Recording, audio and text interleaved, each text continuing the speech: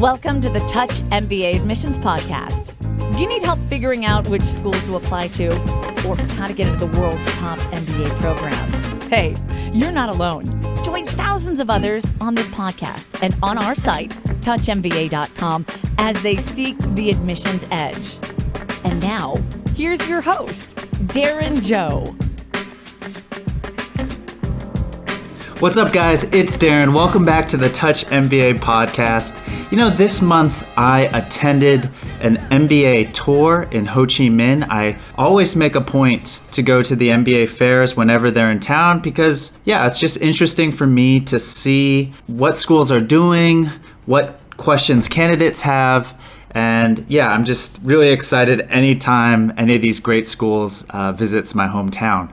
What I'd like to do in this episode is talk about 5 takeaways I had from the last MBA tour in Ho Chi Minh City, particularly from one panel that had 5 admissions directors on it. And the panel was called Preparing Your Application, Advice from MBA Admissions Directors. And so there were MBA admissions directors from the Ivey MBA program in Canada, as well as the York Schulich MBA. Those are 2 of the top business schools in Canada, as well as Arizona State University's W.P. Carey MBA, the Asia School of Business, which is a new, really exciting program based in Kuala Lumpur, Malaysia, and the UCLA Anderson MBA had 1 rep there. What I'd like to do in this episode is just do kind of rapid fire quotes that really stuck out in my mind as I was attending this panel. And I'll also give my own hot take on what these admissions directors were saying. These admissions directors attend dozens of MBA fairs around the world each year, do perhaps even hundreds of presentations on their schools. So I figure that if they list these 5 questions as really important, it must mean that they're getting these questions a lot from applicants, and therefore you, dear listener, might have the same questions in your mind. Before I jump into my 5 takeaways, I just want to make sure you know that we've recorded over 150 podcasts over 5+ years, and sometimes on your podcast apps, you're not able to access all the episodes. So definitely check out our site, touchmba.com/podcast, and you can see all 150 plus episodes that we've done, sorted by school, sorted by topic. And during this podcast, I'll actually refer to some of those episodes where you could learn more. Also, it is fall, and I'm sure many of you are figuring out your short list of schools. If you need more help doing that and you're not sure exactly which schools you should target where you'd be competitive, go head over to touchmba.com and you can submit your resume or a detailed profile there, and we'll try to help you the best we can for free.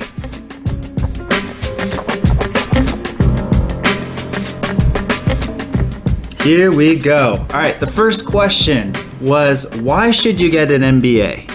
And the admissions directors said, usually you want to get an MBA to either change career, build your network, or you're really interested in the location, right? And some of you might think, of course, Darren, that's of course why we want to get our MBA. But I think it's worth taking an extra moment to really think deeper about these 3 things to shortlist schools that could really benefit you, right? And one example that comes to mind is my good friend Mark Z, who's been on the podcast twice. And so Mark was an actor in Southeast Asia, but he wanted to get into the business side of entertainment. So when he was shortlisting schools, of course, he's thinking about career, right? Well, where could he do that in the US? And it turns out that the network of UCLA Anderson and the location of UCLA, being in obviously Los Angeles, an entertainment capital of the world where so many big movie studios and places like Netflix are located, would make a lot of sense. I think it's quite valuable to think about these 3 things: career, network, location, when you're shortlisting schools. Obviously, location doesn't just have to be about your desired career post-MBA, although I think most applicants would think about that. But location could be important because perhaps you want to live and work in another country. You have other hobbies or life passions that are connected to that city and that place. Regardless, career, network, and location, 3 great ways to filter whether your schools can really help you. Another question that came up that's related to why MBA is, should I get an MBA or a master's? And the quick answer is that specialized masters are obviously specialized. They're more specific. They're for you to be a subject matter expert, and they're generally shorter than the MBA. I recorded a whole podcast on this, and that's episode 67, whether you want to get an MBA versus a specialized master's versus a master's in management. What's the difference? And I brought in Dirk Hopeful from IE Business School, which has top-ranked programs across all three types of master's programs. And he describes, exactly what the differences are. And so definitely check out that episode if you want more in-depth guidance. But let me give a hot take on this. If you're struggling to decide between an MBA and a specialized master's programs, if they're equal in your mind, I would lean towards the MBA. Yeah, it's more expensive and most likely takes more time, but I just think that the MBA gives you more optionality. It allows you to pursue a greater breadth of careers. It is an established degree with a long history, and that does count for something, even as quick as things are changing in the education industry. A lot of people are saying MBAs are outdated. And in many ways, they probably can be improved to match the current job environment. But it is a degree with a long history, over 100 years. And that counts for something. Usually an MBA program is the flagship master's program for most business schools. The business schools have a vested interest to keep that program going, even if it's not making them money, to build the reputation of the school and the prestige of the school. And also, when we talk about fast-changing environments, these specialized masters, how long will they last? A master's in finance, how is that going to change as the finance industry changes? Are recruiters still going to be looking for these core financial skills, or are they going to be looking for graduates with more, for example, product management backgrounds or data analytic backgrounds to hire for finance roles? For those reasons, I would say if you're on the fence between a specialized master's and an MBA, and you can afford the MBA, obviously, I would go for the MBA. That's my hot take. Let's move to the second question, which is, what type of experience are MBA admissions directors looking for? The quote that came up was, focus on your accomplishments, not your job scope. Another admissions director said, some people could be stuck in the same role for 5 years. So having more work experience isn't necessarily better. So while 2 to 3 years is usually the minimum requirement of work experience, and the average range of work experience for most top MBA programs falls between somewhere, 3 to 7 years. Adcoms are more concerned about the quality of your work experience. So frame your work experience by your accomplishments, not your job scope. This advice made me think of two things. First, from episode number 138, MBA Resume Do's and Don'ts, Leigh Gauthier, who's from the University of Toronto Rotman, has a great quote in that episode, and I'll repeat it here. She says, for every resume bullet, ask yourself, what have you done and how is the organization better for you having been there? What a great question to ask yourself as you're going through your resume. And here's my hot take on this answer. It's really about your contribution to the class, right? That's what adcoms want. So if you are younger and you have less work experience, what you need to do is show that you can make up for that in other ways, right? Whether that's contributing to student life, organizing events, maybe it's the network you already have. For more tips on how you can do this and demonstrate other signals that show you'll be a contributing member to your MBA class, go check out episode 40, MBA application tips for younger candidates. I have a lot of great tips there. Also, if you're older and younger for that matter, if you're past 7 years of experience or less than 3 years of work experience, I think having a strong career plan in place is really important, because you're outside the typical range of student. Most of their students fall within that 3 to 7 years of work experience. So schools line up recruiters who are targeting that level of work experience. If you have less than that or more than that, then you need to show admissions officers, a really well thought through, researched career plan to give them confidence that, even though I do have 11 years of work experience, I know exactly what I'm getting into. I know the types of roles and companies that I really want, but are also well suited for someone with my experience. And if you can show them that and show, again, focus on on what you've been able to do in the past and how you'd be able to contribute to your future organizations, then you'll go a long way to alleviating any concerns adcoms might have about your work experience. All right, let's get to the third tip, and that's how to access school fit. This one hits particularly close to home. This is what we're trying to do here at Touch MBA. We're trying to help with this problem. But one of the quotes I heard, and this was from, I believe, JD from Ivey, he said, "We don't want submit to be the first time we hear from you." We don't want your application to be the first time we hear from you. And also, he said, there's no typical MBA candidate. So don't self-select yourself out. Talk to schools for preliminary assessments. Here's my hot take. I think there's two types of business schools when it comes to assessing fit. One category of business schools, they really want to make sure you're a good fit from the start. They go out of their way to talk to you before you even apply. And let's face it, they're eager to meet you early in the application cycle, right? They want you. They want to get good talent. That's the first category of schools, which I would say, I don't even want to give a percentage, but the vast majority of business schools fall into that category. The second category is the type of school that wants to stay in touch with you, but on their terms.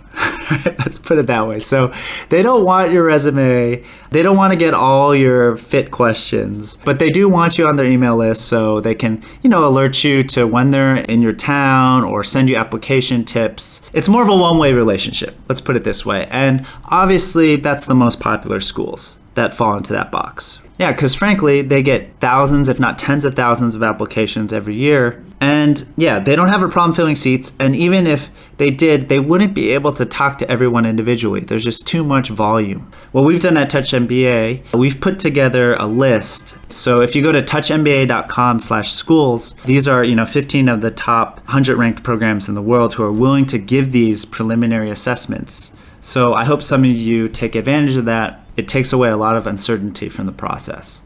Another interesting tip came up, which was one admissions director said, when you're assessing fit, it's really smart to connect to a school ambassador, a recent alumni, and a 10-year alumni from the school. And I thought that was a really interesting tip because most applicants either reach out to whoever they can find in their network, which of course you should do. But I think having the systematic kind of three-pronged levels of students to reach out to is quite smart. That will give you a really good idea about whether the school can help launch your career, whether the people at the school are people you want to be in touch with. Is this a tribe you want to be with?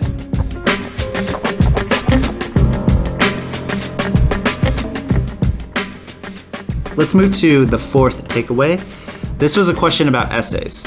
And the UCLA admissions director said something really interesting. He said, I would focus on the essays because if you fall within the GMAT range and you take away that GMAT score, you're all the same. And while I appreciate that bluntness, I don't totally agree because I do think that a GMAT score at the higher range improves the school's average GMAT score. That makes it easier for admissions directors to accept you in some cases. If you're applying for consulting jobs, you generally want to have a 700 plus GMAT. So for all those reasons, I still think that, a higher GMAT score, all things equal, will help you, right? Rather than a lower GMAT score. But I get his point of what he's trying to say, that especially at top ranked schools that have a high volume of applications, what's going to stick in an admissions reader's mind is the essays. It's not going to be the GMAT score because at high application schools, everyone's getting fantastic GMAT scores basically. So you're not going to look at that number. What's going to make an applicant memorable in your mind as an admissions officer is that applicant's story. We've recorded 11 episodes on essays here at Touch MBA. So go to touchmba.com/podcast.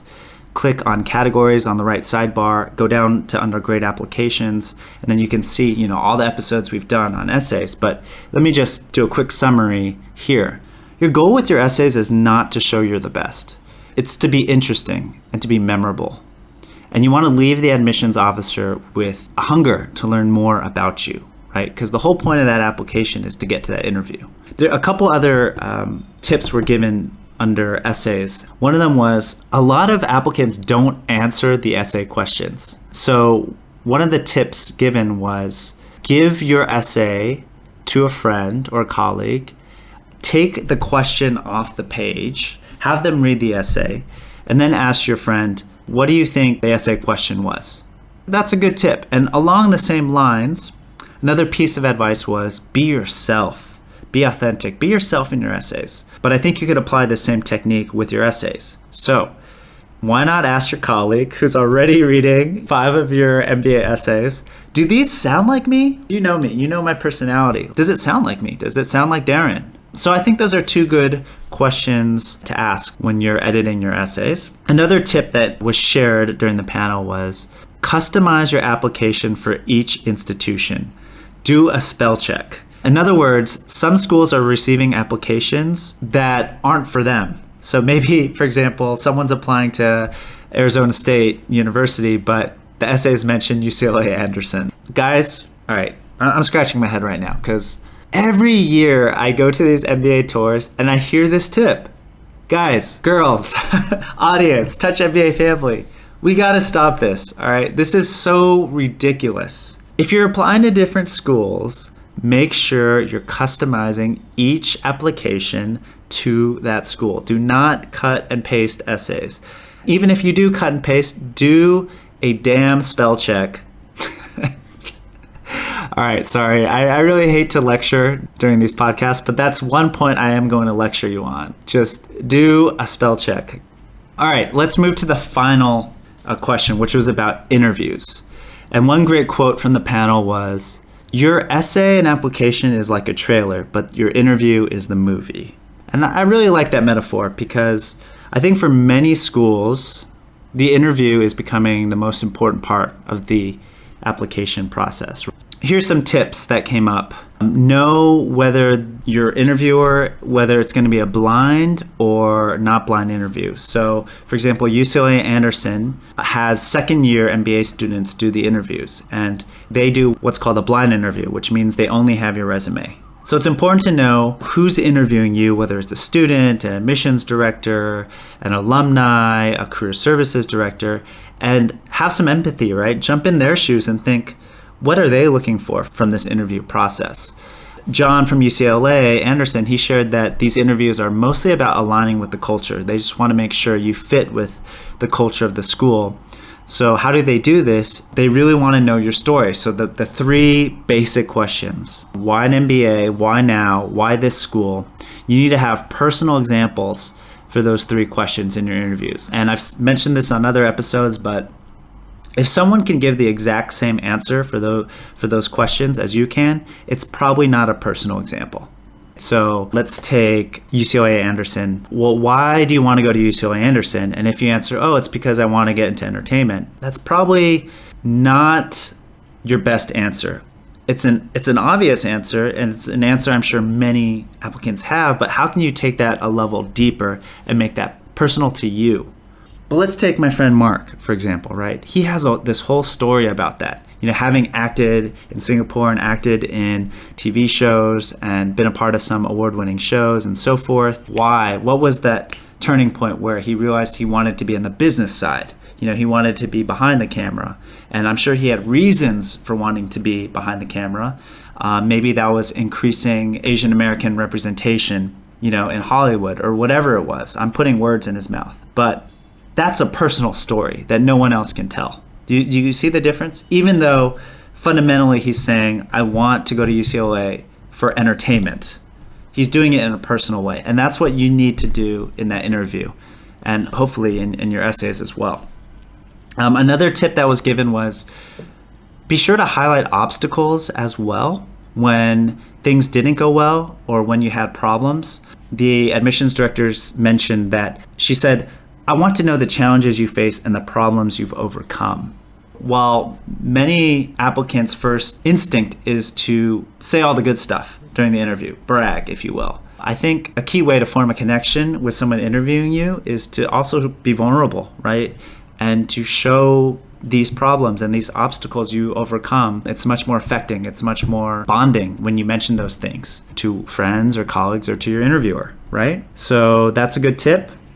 Have questions for the interviewer that you can't easily find online. I think that's another really good tip. So at the end of the interview, the schools will usually give you, a couple minutes to ask some questions. And if you don't have any questions at the end of that interview, that is not good. That's like a huge red flag. It just shows you're not really curious. You're not really interested in the program. Because if you were seriously thinking about committing hundreds of thousands of dollars, the 1 or 2 years of your life to this MBA program, you're probably going to have some questions that you can't find, online. So make sure you have questions for your interviewer.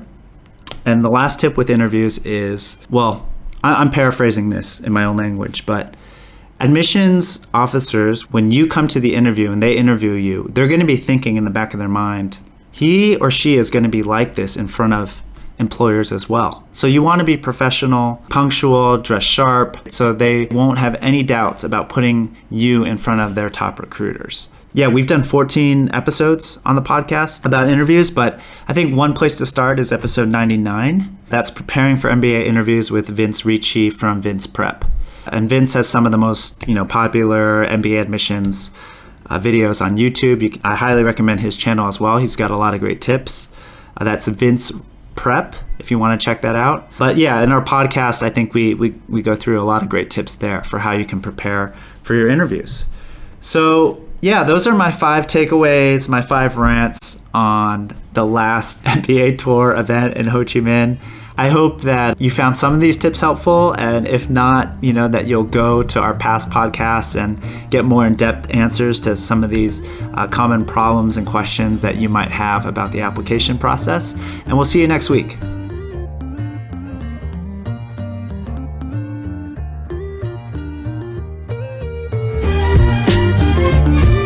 Thanks for listening to the Touch MBA podcast.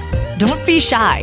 We have a mailing list. Go to touchmba.com and get yourself signed up. And we'll keep you posted with the best tips and insider interviews on how to get into your #1 school. You can also find us on Twitter and Facebook at Touch MBA. See you soon.